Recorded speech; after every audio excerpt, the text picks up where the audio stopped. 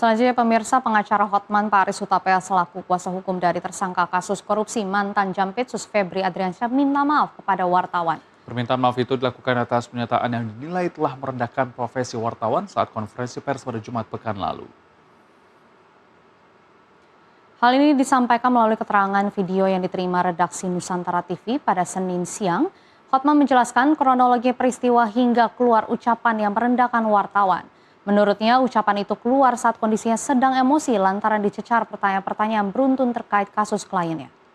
Pertanyaan yang dilontarkan wartawan adalah dugaan adanya agenda tersembunyi dari sebuah institusi di kasus ex-Jampitsus. Hotman menuturkan saat itu ia telah menyatakan tidak tahu dan tidak punya kapasitas untuk menjawab pertanyaan tersebut. Hotman mengaku emosi karena pertanyaan kedua keluar saat ia mengaku belum selesai menjawab pertanyaan pertama.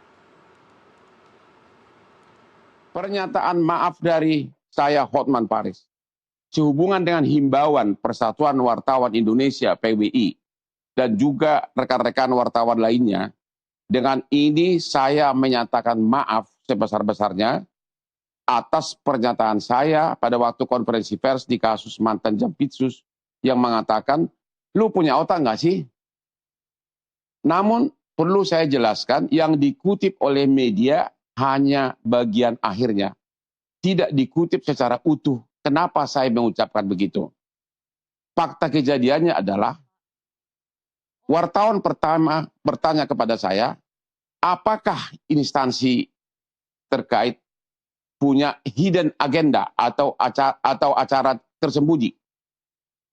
Saya jawab, saya tidak tahu. Saya tidak punya kapasitas untuk menjawab itu. Belum selesai saya jawab, tiba-tiba wartawan kedua bertanya, apakah instansi tersebut melakukan kekeliruan?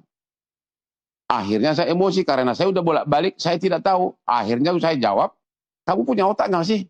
Maksudnya saya udah jawab tadi, saya tidak tahu. Sebab saya tidak mungkin untuk menjawab apa hidden agenda dari suatu institusi penegak hukum. Itu kira-kira kejadian sebenarnya.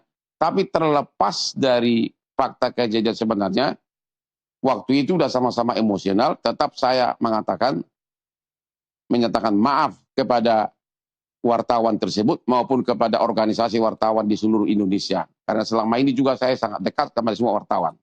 Sekali lagi, tidak ada niat apapun, cuma karena diberondong dengan dua pertanyaan yang saya sudah bilang saya tidak bisa jawab karena saya tidak punya kapasitas untuk menjawab. Tapi ditanya lagi, sehingga saya jadi emosional. Sekali lagi, saya menyatakan minta maaf. Sekian dan terima kasih.